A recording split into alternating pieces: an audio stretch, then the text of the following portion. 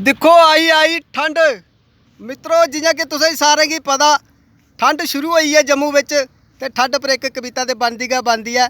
तो शुरू करने अज दी डोगरी कविता जिहदा नाम है दिखो आई आई ठंड। मुक्की कणक ते मुक्की पराली पोंगरी परतिया हिरखी डाली, थर थर कंबन लगे शरीर, कुल्लर फ्रिज भी होए खाली, चुल्ली अग नूं रोज गै बाली, सेके सेके दाल है गाली, खाना घ्यो ते कड्ढने डंड, दिखो आई आई ठंड। तंबी कुरतू कमीन नी खोली, उठी उठी पक्खी नी झोली, खुरको खुरकीशा होई खलासी, मच्छर ट्यूब नी जिंदू डोली, सप बिचू नहीं लभनी मकोड़ियां, मूंगफली गचक छड़ी रजोड़ियां, मुक्का स्यापा मुक्का गंद, दिखो आई आई ठंड।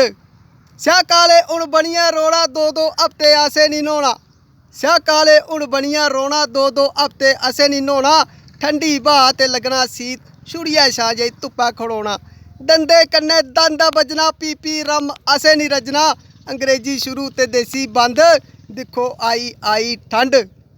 कोटियां स्वैटर लैने लाई, टोपिए च सिर छोड़ने फसाई, खट्टा भी धुप्पे लैनियां डाई, इट्ठे कंबल उपर रजाई, मारिया फूकर मुट्ठी बटनी, चाह पकौड़े खानी चटनी, ऐसे सोने बजने नंद, दिखो आई आई ठंड।